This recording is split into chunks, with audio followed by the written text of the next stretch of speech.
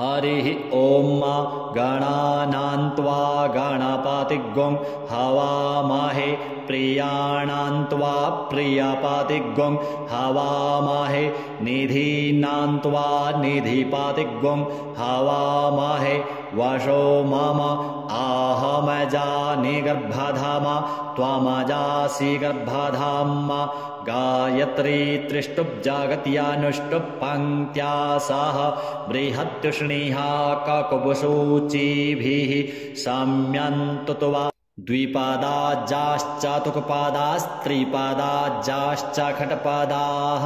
विछन्दाजाश्च षच्छन्दाः सूचिभिः सम्यन्तुत्वा सहस्तोमाः सह छन्दस आवृतः सह प्रमारेखयः सप्तदैव्याः पूर्वेखां पन्था मनोदृश्यधीरा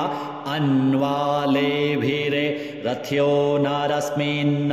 जज्जाग्रतो दूरमुदैति दैवन् तदुषुप्तस्य तथैवैति दूरङ्गमं ज्योतिखान् ज्योतिरे कन्तन्मे मनः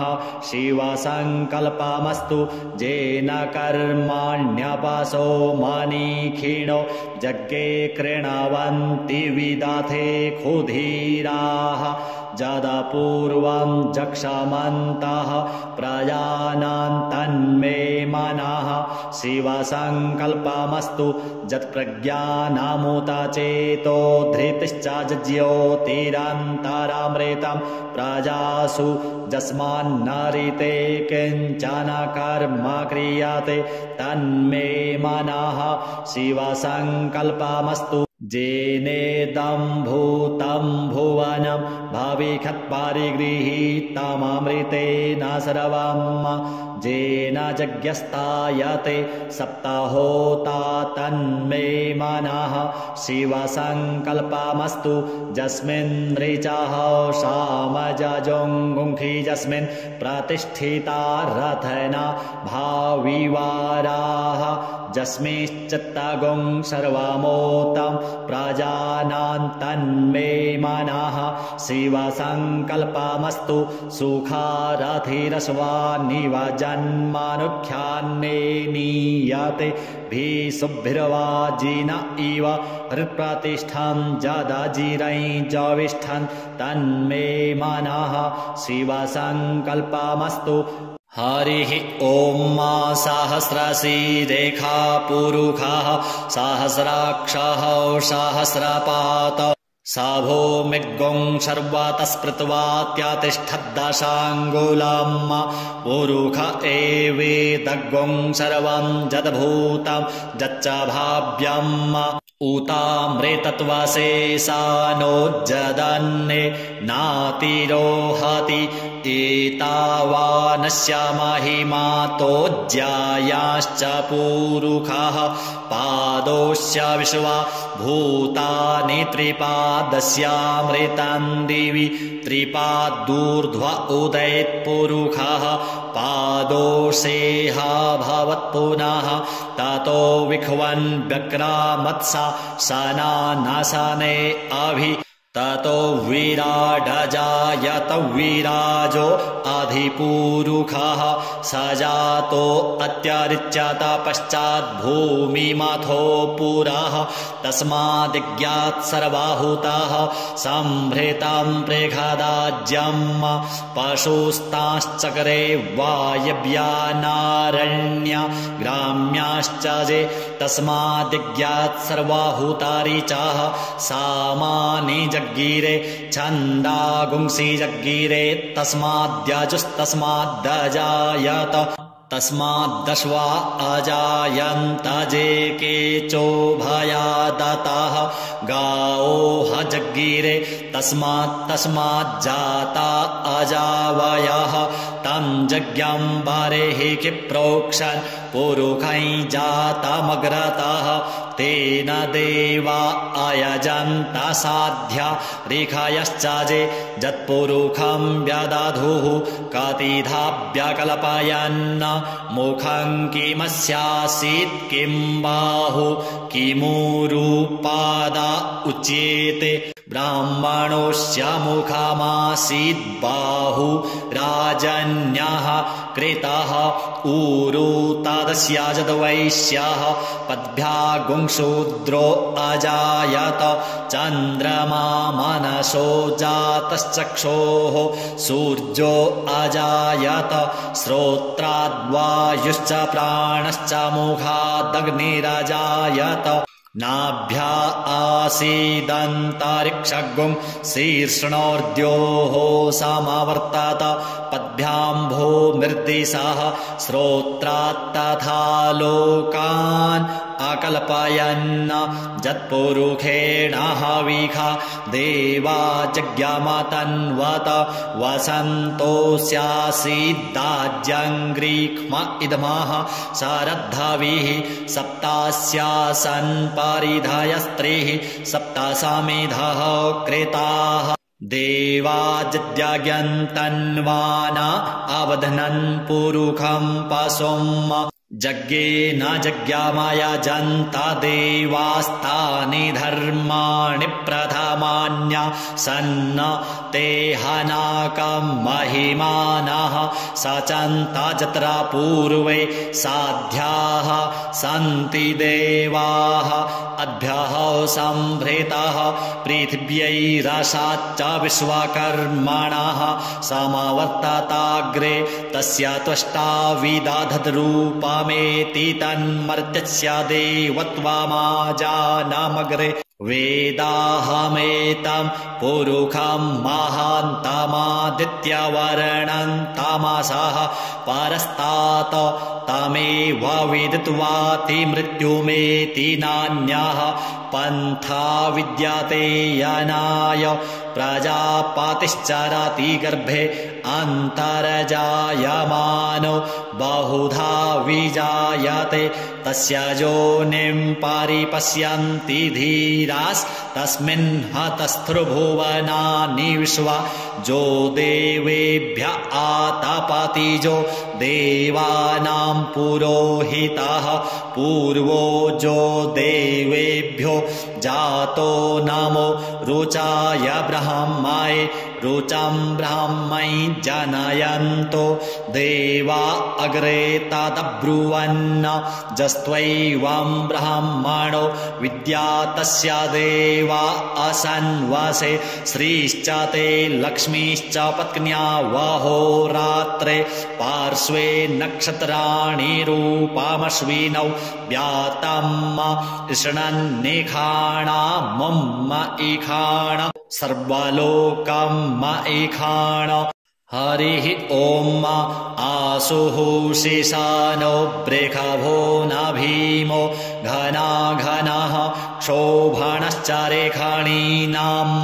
सङ्क्रन्दनो निमिष एकवीरः शतगुंसेना अजयत्साकमिन्द्रः सङ्क्रन्दनेन निमिषेण जिष्णुना जुत्कारेण दुश्चवनेन धृष्णुना तदिन्द्रेण जायत तत्साधुवं जुधो नर इखुहस्तेन विष्णा स इखुहस्तैः स निखङ्गर्भिवसी सग्गुं स्रष्टा स युध इन्द्रो गणेन सग्गुं सृष्टा जस्सोमपाबाहु सर्धुग्रधन्वा प्रतिहिता भीरस्ता बृहस्पते परिदीया रथेन रक्षो हामित्रान् अपबाधमानः प्रभञ्जनत्सेनाः प्रमीणोज्जुधा जयन्नस्माकमेध्यविता रथानाम् बलविज्ञायस्थवीरः प्रवीरः सहस्वान्वाजी सहमान उग्रः अभिवीरो अभिसत्वा सहोजा जैत्रमिन्द्ररथमातिष्ठ गोविता गोत्रभिदं गोविदं वज्रबाहुं जयन्तामज्मा प्रामृणन्तामोजसा इमगुंसजाता अनुवीराजध्वमिन्द्रगुं सखायो अनुसगुं राभद्वाम अभिगोत्राणि सहसा गाहमानोदयो वीरः शतमन्युरिन्द्रः दुश्चवनाः प्रेतानाखाडाजुध्योऽस्माकगुं सेना अवतु प्रायुत्सु इन्द्र आसान्नेता बृहस्पतिर्दक्षिणा जज्ञाः पुर एतु सोमः देवसेनानाम् अभिभञ्जतीनां जयन्तीनां मरुतो जन्त्वग्राम इन्द्रस्य विष्णौ वरुणस्य राज्ञ आदित्यानां मरुता गुंसर्धा उग्राम महामनसां भुवनच्यवानां घोघो देवानां जयतामुदस्थात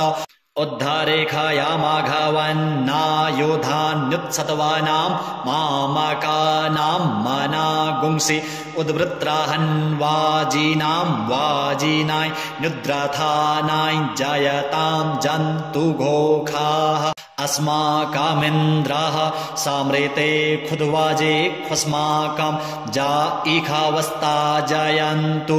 अस्माकं वीरा उत्तरे भवन्त्वस्मान् उदेवा अवताहवेखु आमीखां चित्तं प्रतिलो भयन्ति गृहाणाङ्गा न्यप्वे परेहि अभिप्रेहि निर्दया हृत्सुशोकै रन्धेना मित्रास्तमसा सचन्ताम् अवसृष्टा परापदसारभ्ये ब्रह्म सगुंसिते गच्छा मित्रान् प्रापद्यस्व मामीखां कञ्चनोच्छिखा प्रेता जयता नर इन्द्रो वः सर्मा गच्छतु उग्रावः सन्तु बाहवो न धृख्या जथा सथ अशौजासेना मरुतः परेखामभ्यैति न ओजसा स्पर्धमाना ताङ्गुहततमसा पव्रते न जथामि अन्यो अन्यन्न जानन्न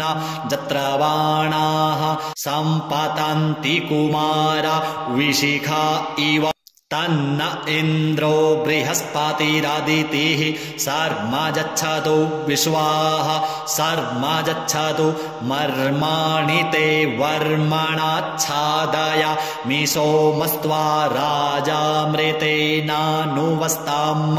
उरोर्वरीयो वरुणस्ते कृणोतु जयन्तन्त्वानुदेवा मदन्तु हरिः ॐ मा बिभ्राट् बृहत् पिबतु सौम्यं मध्वा युर्दोधद्याज्ञोपता वाविहृतं वातजूतो जो अभिरक्षातित्मना प्रजाः पुपोख पुरुधा विदाजति उदुतियञ्जातवेदसं देवं वहन्ति केतवः दृशे विश्वाय सूर्यं जेनापावकचक्षसा भूरण्यन्तन् जनान् अनु त्वं वरुणा पश्यासि दैव्यावध्वर्जु आगतगुं रथेन सूर्यत्वचा मध्वा जज्ञगुं समञ्जाथे तं प्रत्नथायं वेनश्चित्रं देवानां तं प्रत्नथा पूर्वथा विश्वाथे मथा ज्येष्ठता तिम्बरहि खदगुं स्वरविदं प्रतीचीनं वृजनन्दो हसे धुनिमाश्वी जयन्तमनुया सुवर्धसे अयं वेनश्चोदयत्प्रश्निगर्भा ज्योतिर्जरायुरजसो विमाने इममपागुं सङ्गमे सूर्यस्य शिशो न विप्रामतिभिरिहन्ति चित्रं देवानामुदगादनीकाय चक्षुर्मित्रस्य वरुणस्याग्नेः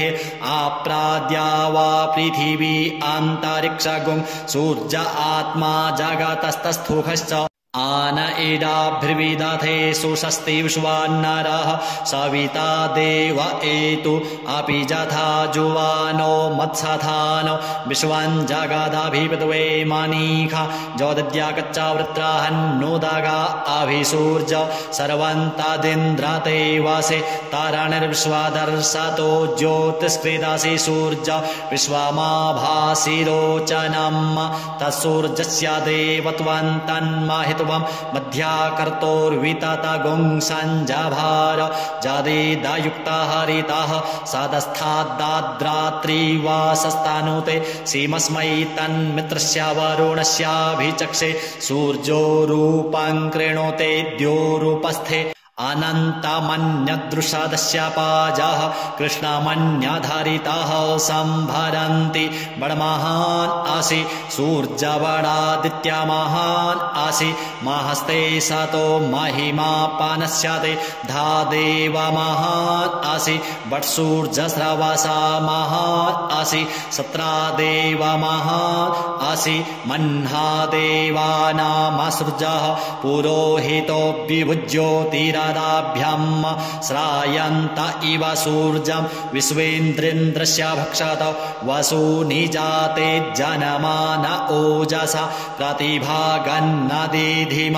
अद्या देवा उदिता सूर्यस्य निरगुंहसः पिप्रीता निरावद्यात तन्नो मित्रो वरुणो मामहन्तामदितिः सिन्धुः पृथिवी उतद्योः आकृष्णेन रजसा वर्तमानो निवेशयन्नमृतं मर्त्यञ्च हिरण्येन सविता रथेन देवो जाति भुवनानि पश्यन् हरिः ॐ ॐ भुः ॐ भुवः ॐ स्वः ॐ नमस्ते रुद्रमन्यव उतो तैखवे नमः बाहुभ्याम् उतदे नमः जाते रुद्रशिवा तनूरघोरा पापकाशिनि तया नस्तन्वा सन्तमया गिरिसन्ताभिचाकसीः जामिखुङ्गिरिसन्तहस्ते बिभर्गस्तवे शिवान् गिरित्रताङ्कुरु माहिगुं सिः पुरुखैं जगत शिवेन वचसा त्वा गिरिशाच्छा वदामसि यथा नः सर्वमिज्जगदयक्ष्मगुं सोमना असत अध्यावोचदधिवक्ता प्रथमो दैव्योऽभिखग अहिश्च सर्वाञ्जं भयन्त सर्वाश्च जातु धान्यो धराचिः पराशुव अशौजस्ताम्रो अरुण उत बभ्रुः सुमङ्गलः जे चैनगुं रुद्र अभितो दिक्षुस्त्रेताः सहस्रशो वैखा गुंहेड इमहे अशौजो वसरपतिनीलग्रीवो विलोहितः उतैनङ्गोप अदृशन्नदृशन्नुदाहार्यः सदृष्टो मृडयातिनः नमोऽस्तु नीलग्रीवाय सहस्राक्षाय मीढुके अथो जे अस्य सत्वानो हन्तेभ्यो करन्नमः प्रमुञ्च धन्वनस्तमुभयो रात्न्योर्ज्याम् जाश्च ते हस्त इखवः पराता भगवो वप विज्यन्धनुः कपर्दिनो विशल्यो बाणवान् उत अनेशन्नस्य जा इखव आभुरस्य निखङ्गधिः जाते हेतिर्मीढुष्टमहस्ते बभूवते धनुः तयास्मान् विश्वतस्तोमयक्ष्मया परिभुज परिते धन्वनो हेतिरस्मान् वृणक्तो विश्वतः अथो ज इखुधिस्तवारे अस्मन्निधेहितम् अवतत्यधनुष्ट्वगुं सहस्राक्षसते खुधे निशीर्जशल्यानां मुखा शिवो नः सोमना भव नमस्त आयुधाय नातताय धृष्णवे उभाभ्यामुतते नमो बाहुभ्यां तव धन्वने मानो महान्तमुत मानो अर्भगं मान उक्षन्तमुत मान उक्षितम् मानो वधेः पितरं मोत मातरं मानः प्रियास्तन्वोर्द्ररीरिखः मानस्तोके तनये मान आयुखि मानो गोखुमानो अश्वेखुरीरिखः मानो वीरान्नुद्रभामिनो वाधिरेह विख्वन्तः सदामित्वा हवामहे नमो हिरण्यवाहवे सेनान्ये दिशाञ्च पतये नमो नमो वृक्षेभ्यो हरिकेशेभ्यः पशूनां पतये नमो नमः सस्पेञ्जराय द्विखीमते पथीनां पतये नमो नमो हरिकेशायोपवीतिने पुष्टानां पतये नमो नमो बब्लूषाय व्याधिने नानां पतये नमो नमो भवस्य हेत्यै जगतां पतये नमो नमो रुद्राय तथा इने क्षेत्राणां पतये नमो नमः सूताय हन्त्यै वनानां पतये नमो नमो रोहिताय स्थपतये वृक्षाणां पतये नमो नमो भुवन्तये वारिवस्त्रिता यौखधीनां पतये नमो नमो मन्त्रिणे वाणिजाय कक्षाणां पतये नमो नम उच्चैर्घोखाय क्रन्दयते पत्तीनां पतये नमो नमः कृष्णाय तया धावते सत्त्वानां पतये नमो नमः सहमानाय निव्याधिन आव्याधिनीनां पतये नमो नमो निखङ्गिणे ककुभायस्ते नानां पतये नमो नमो निचेरवे परिचरायारण्यानां पतये नमो नमो वञ्चते परिवञ्चते स्थायूनां पतये नमो नमो निखङ्गिण इखुधिमते तस्कराणां पतये नमो नमः श्रीकायुभ्यो जिघागुंसद्भ्यो मुष्णातां पतये नमो नमो श्रीमद्भ्यो नक्तञ्चरद्भ्यो विकृन्तानां पतये नमः नम उष्णीखिणे गिरिचराय कुलञ्चानां पतये नमो नम इखुमद्भ्यो धन्वाइभ्यश्च वो नमो नम आतन्वानेभ्यः प्रतिदधानेभ्यश्च वो नमो नम आयच्छद्भ्यो षद्भ्यश्च वो नमो नमो विसृजद्भ्यो विदध्यद्भ्यश्च वो नमो नमः स्वपतिभ्यो जाग्रद्भ्यश्च वो नमो नमः शयानेभ्य आसीनेभ्यश्च वो नमो नमस्तिष्ठद्भ्यो धावद्भ्यश्च वो नमो नमः सभाभ्यः सभापतिभ्यश्च वो नमो नमो स्वेभ्यो स्वपतिभ्यश्च वो नमो नम आव्याधिनीभ्यो विविधन्तिभ्यश्च वो नमो नम उगणाभ्यस्त्रिगुं हतिभ्यश्च वो नमो नमो गणेभ्यो गणपतिभ्यश्च वो नमो नमो व्रातेभ्यो व्रातपतिभ्यश्च वो नमो नमो गृत्सेभ्यो गृत्सपतिभ्यश्च वो नमो नमो विरूपेभ्यो विश्वरूपेभ्यश्च वो नमो नमः सेनाभ्यः सेनानिभ्यश्च वो नमो नमो रथेभ्यो अरथेभ्यश्च वो नमो नमः क्षत्रिभ्यः संग्रहेतृभ्यश्च वो नमो नमो महद्भ्यो अर्भकेभ्यश्च वो नमः नमस्तक्षभ्यो रथकारेभ्यश्च वो नमो नमः कुलालेभ्यः कर्मारेभ्यश्च वो नमो नमो निखादेभ्यः पुञ्जिष्ठेभ्यश्च वो नमो नमः स्वनिभ्यो मृगायुभ्यश्च वो नमो नमः स्वभ्यः स्वपतिभ्यश्च वो नमो नमो भवाय च रुद्राय च नमः सर्वाय च पशुपतये च नमो नीलग्रीवाय च शितिकण्ठाय च नमः कपर्दिने च विप्तकेशाय च नमः सहस्राक्षाय च शतधन्वने च नमो गिरिशयाय च श्रीविष्टाय च नमो मीढुष्टमाय चेखुमते च नमो ह्रस्वाय च वामनाय च नमो बृहते च वरखीयसे च नमो वृद्धाय च सवृधे च नमो ज्ञाय च प्रथमाय च नम आसवे चाजिराय च नमः शीघ्राय च शीभ्याय च नम ऊर्म्याय च वश्वन्याय च नमो नादेयाय च द्वीप्याय च नमो ज्येष्ठाय च कनिष्ठाय च नमः पूर्वजाय च परजाय च नमो मध्यमाय च पगल्भाय च नमो जघन्याय च बुध्न्याय च नमः शोभ्याय च प्रतिसर्जाय च नमो जाम्याय च क्षेम्याय च नमः श्लोक्याय च वशान्याय च नाम उर्वर्जाय च खल्याय च नमो वन्याय च कक्षाय च नमः स्रवाय च प्रतिस्रवाय च नम आशुखेणाय च सुरथाय च नमः शूराय च वभेदिने च नमो बिल्मिने च कवचिने च नमो वर्मिणे च वरूथिने च नमः श्रुताय च श्रुतसेनाय च नमो दुन्दुभ्याय च हनन्याय च नमो धृष्णवे च प्रमृषाय च नमो निखङ्गिणे चेखुधिमते च नमस्तीक्ष्णे खवे चायुधिने च नमः स्वायुधाय च सुधन्वने च नमः श्रुत्याय च पथ्याय च नमः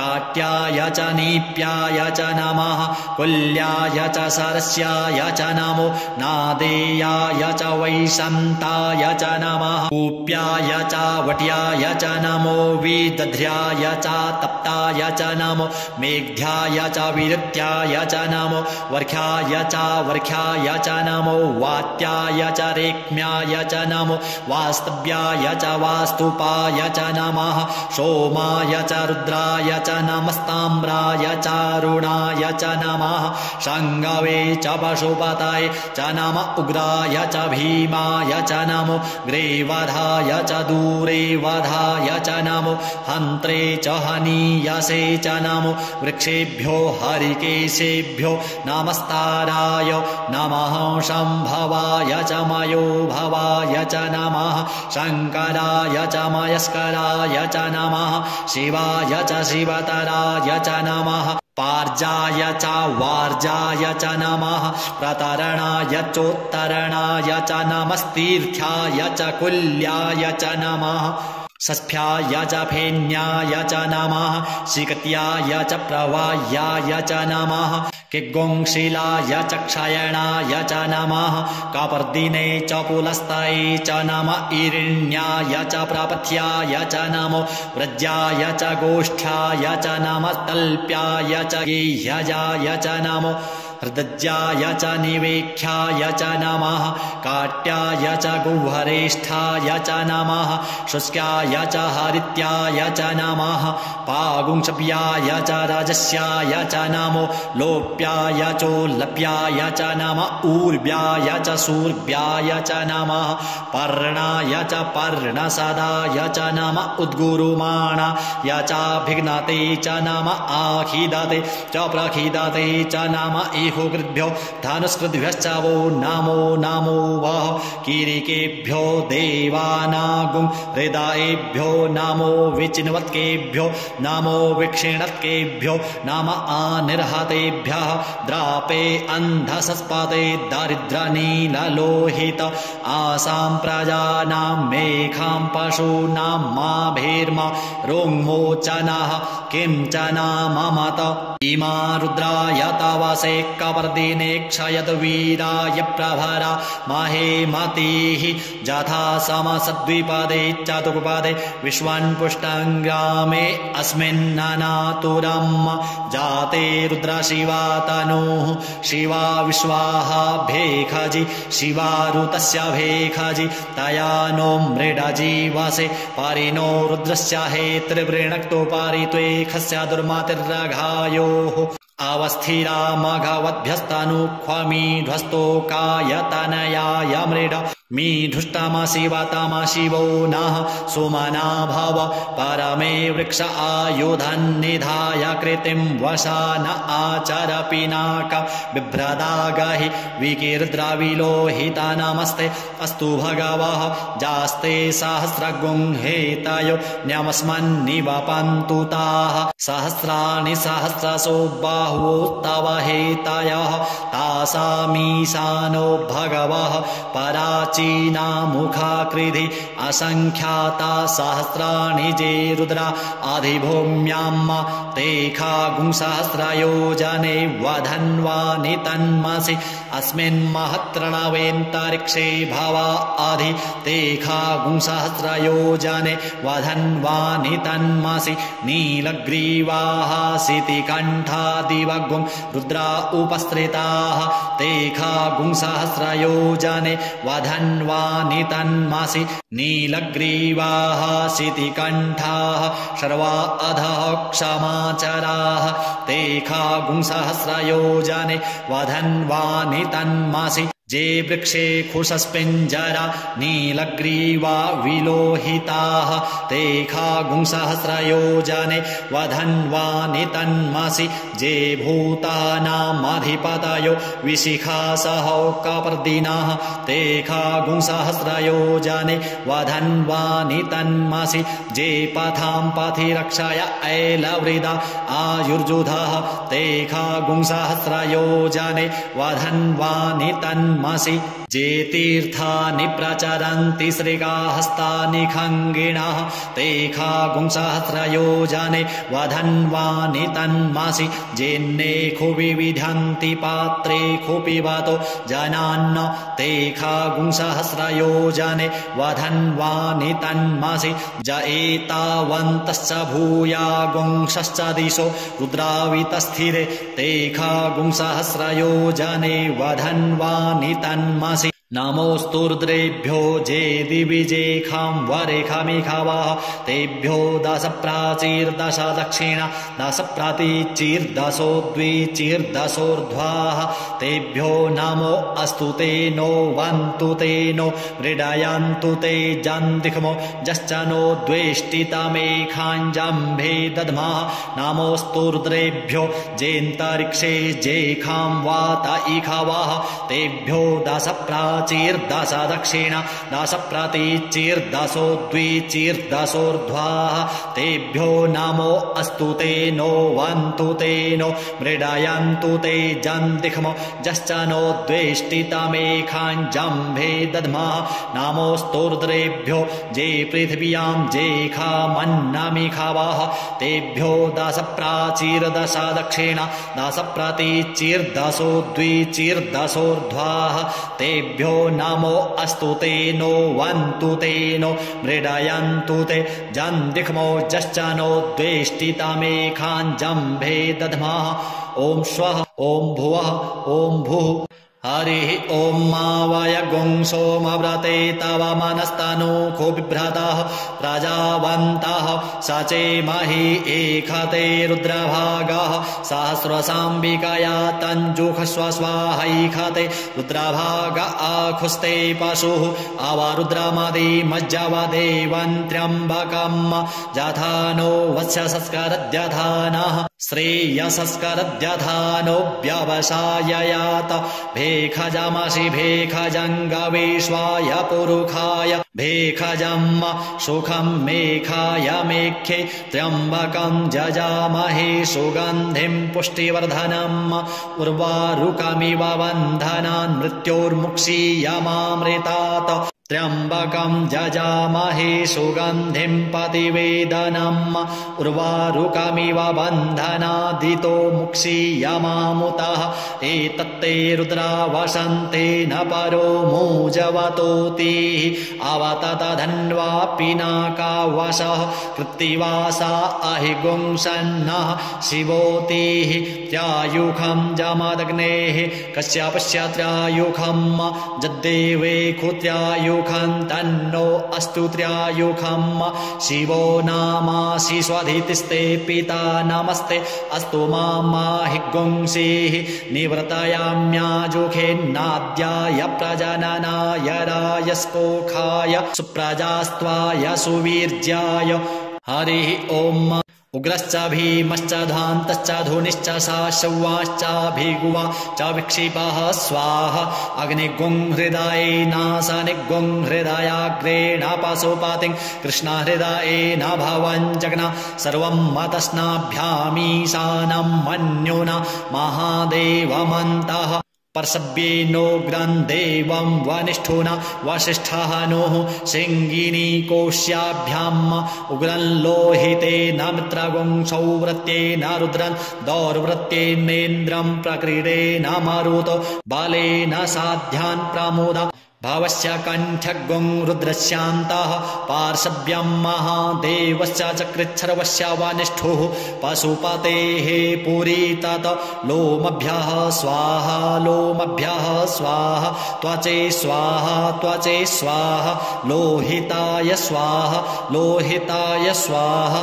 मेदोभ्यः स्वाहा मेदोभ्यः स्वाहा मागुंसेभ्यः स्वाहा मागुंसेभ्यः स्वाहा स्नावभ्यः स्वाहा स्नावभ्यः स्वाहा स्तभ्यः स्वाहा स्तभ्यः स्वाहा मजभ्यः स्वाहा मजभ्यः स्वाहा रेतसे स्वाहा पायवे स्वाहा आयासाय स्वाहा प्रायासाय स्वाहा संजासाय स्वाहा वियासाय स्वाहोद्यासाय स्वाहा शुचे स्वाहा शोचते स्वाहा शोचमानाय स्वाहा शोकाय स्वाहा तपसे स्वाहा तप्यते स्वाहा तप्यमानाय स्वाहा तप्ताय स्वाहा घर्माय स्वाहा निस्कृत्यै स्वाहा प्रायश्चित्यै स्वाहा भेखजाय स्वाहा जमाय स्वाहान्तकाय स्वाहा मृत्यावे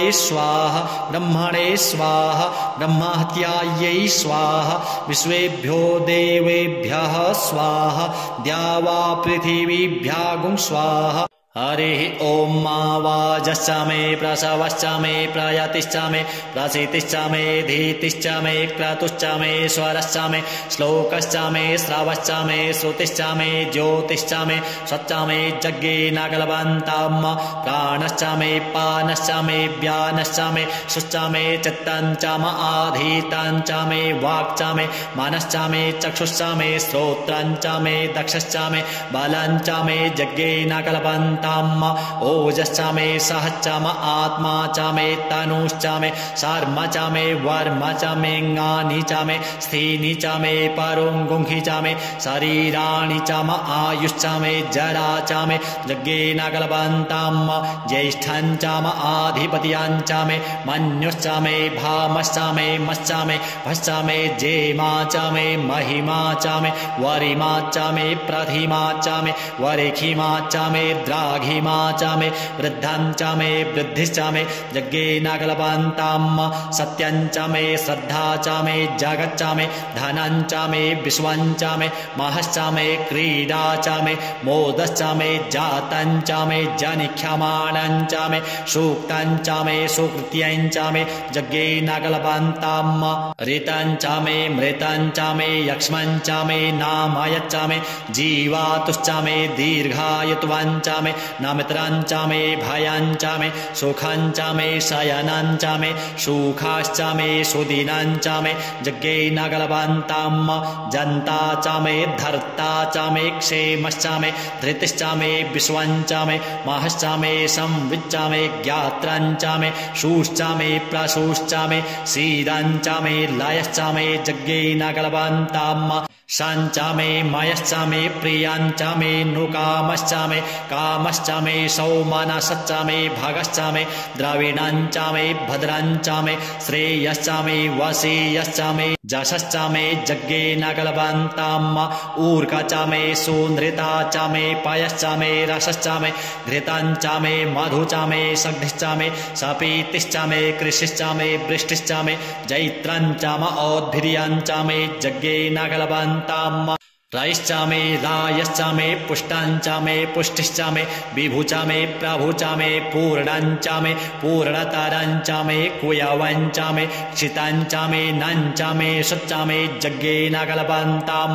वित्तं च मे वेद्यं च मे भूतं च मे भविष्यच्च मे सुगं च मे सुपथ्यं च मर्धं च मर्धिश्च मे क्लप्तं च मे क्लिप्तिश्च मे मतिश्च मे सुमतिश्च मे यज्ञेन कल्पन्तं व्रीहय मे जवाश्च मे माखाश्च मे तिलाश्च मे मुद्गाश्च मे खल्वाश्च मे प्रियंगवश्च मे नवश्च मे श्यामाकाश्च मे नीवाराश्च मे गोधूमाश्च मे मसूराश्च मे यज्ञेन कल्पन्तं अस्माच्च मे मृत्तिका च मे गिरयश्च मे पर्वताश्च मे शिखताश्च मे वनस्पतयश्च मे हिरण्यं च मे यश्च मे श्यामं च मे लोहं च मे शीशं मे त्रपुचामे यज्ञेन कल्पन्ताम् अग्निश्चाम आपश्चामे विरुधश्चाम ओखादायश्चामे कृष्णपच्याश्चामे कृष्णपच्याश्चामे ग्राम्याश्चामे पशव आरण्याश्चामे वित्तञ्चामे वित्तिश्चामे भूतञ्चामे भूतिश्चामे यज्ञेन कल्पन्ताम्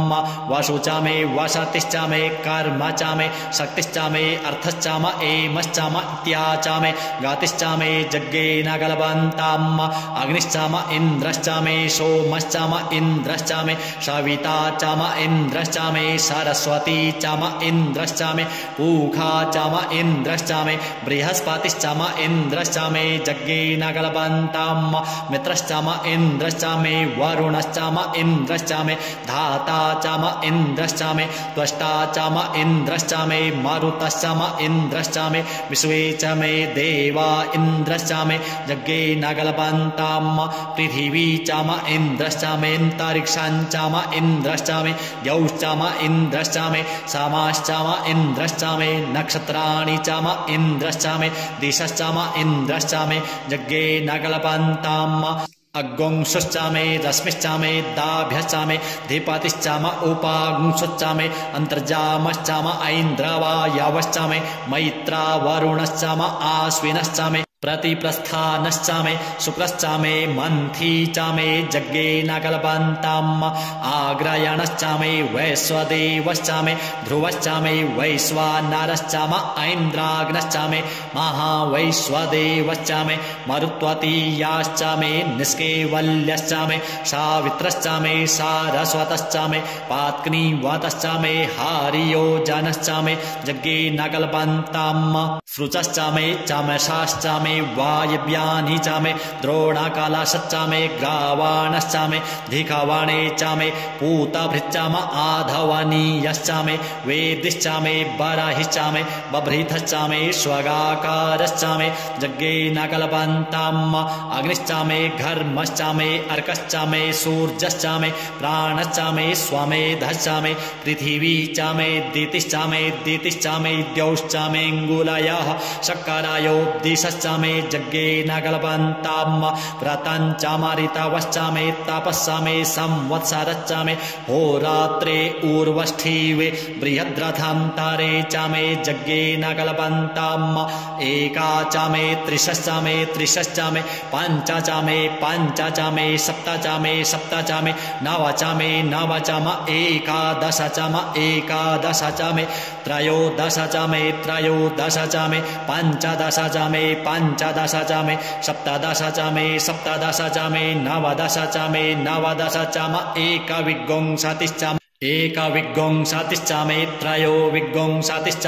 त्रयोविंशतिश्चामे पंचविंशतिश्चामे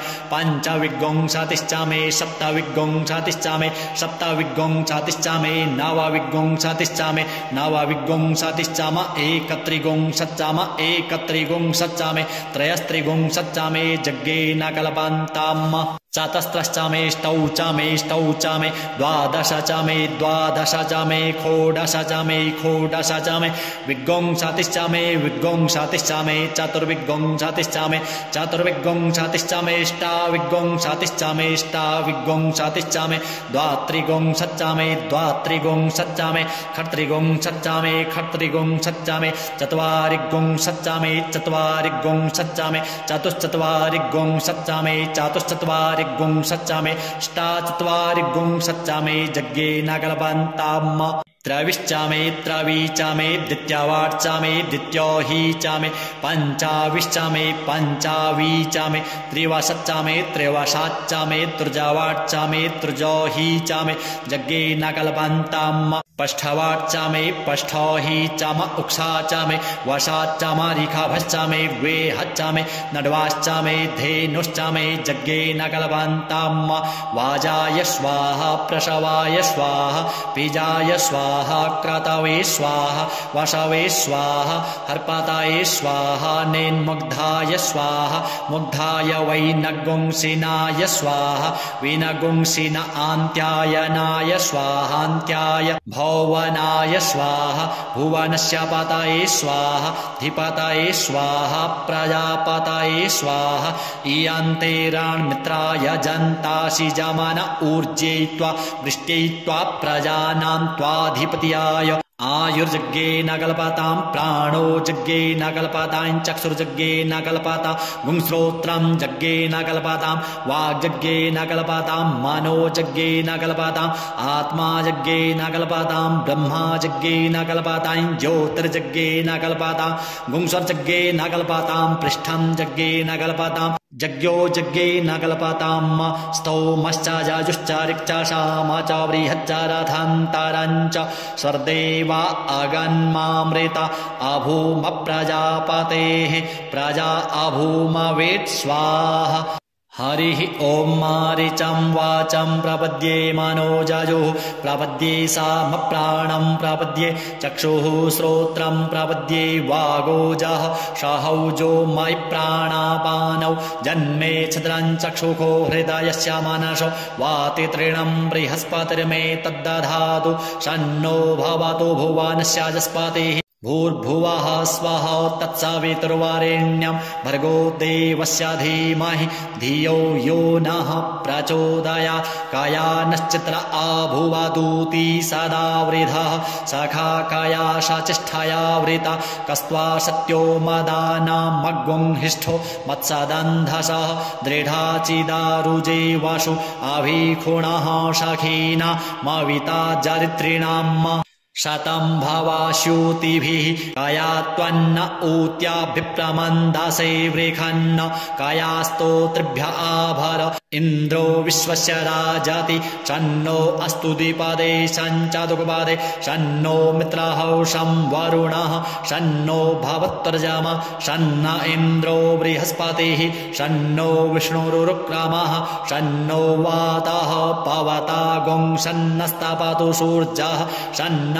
कनिक्रदेवः पर्जन्यो अभिवरेखतु अहानि सम्भवन्तु नः षड्गुं रात्रिः प्रतिधीयताम्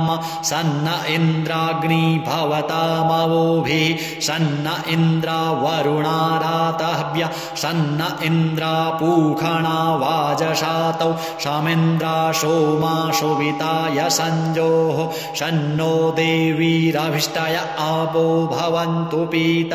संजोरभिस्त्रवन्तु नः श्योना पृथिवीनो भवानृक्षरा निवेशनि दच्छानः शर्मसप्रथाः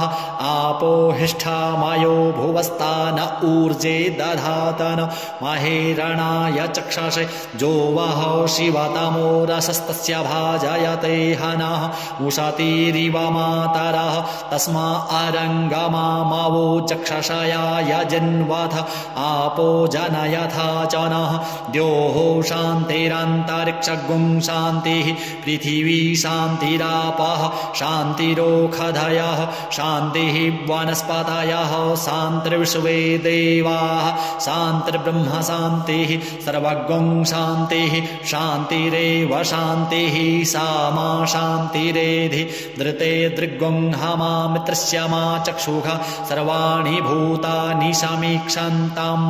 मित्रस्याहं चक्षुः सर्वाणि भूतानि समीक्षे मित्रस्य चक्षुः समीक्षामहे धृते दृग्गुं हमा ज्योक्ते सन्दृशि जीव्या संज्योक्ते सन्दृशि जीव्या सम्म नमस्ते हरसे शोचिहे नमस्ते अस्तुचिहे अन्यास्ते असमत्तपन्तु हेतयः पावको अस्मभ्यगुं शिवो भव नमस्ते अस्तु विद्युते नमस्ते स्तनायतनावे नमस्ते भगवन्नस्तु जातः श्वः शमीहसे जातो यतः शमीहसे ततो नो अभयं कुरु शन्नः कुरु प्रजाभ्यो भयन्नः पशुभ्यः सौमित्रियान आप ओखधयः सन्तु दुर्मृत्यास्तस्मै सन्तु जोस्मान् द्वेष्टिजं च वयं दिक्मः तच्चक्षुर्देवहितं पुरस्ताच्छ शुक्रामुच्चारात पश्येमाशारादाः शातां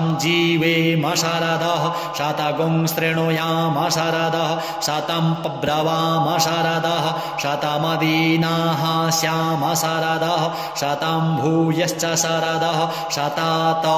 हरिः ॐ स्वस्ति न इन्द्रो वृधस्रवाः स्वस्ति नः पूषा विश्ववेदाः स्वस्ति नस्तार्क्ष्यो अरिष्टनेमिः स्वस्ति नो बृहस्पतिर्दधातु ॐ पायः पृथिव्यां पाय ओषधीषु पायो दिव्यान्तरिक्षे पायोधाः पायस्वतीः प्रदिशः शान्तु मह्यम्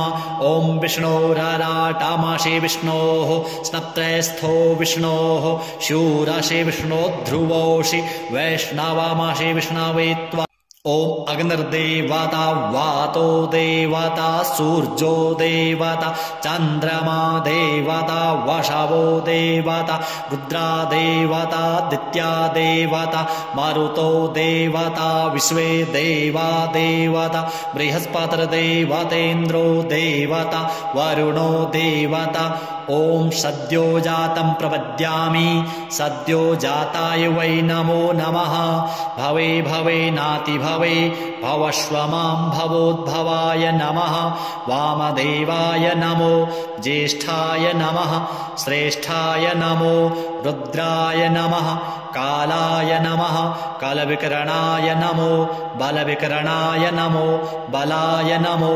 बलप्रमथनाय नमः सर्वभूतदमनाय नमो मनोन्मनाय नमः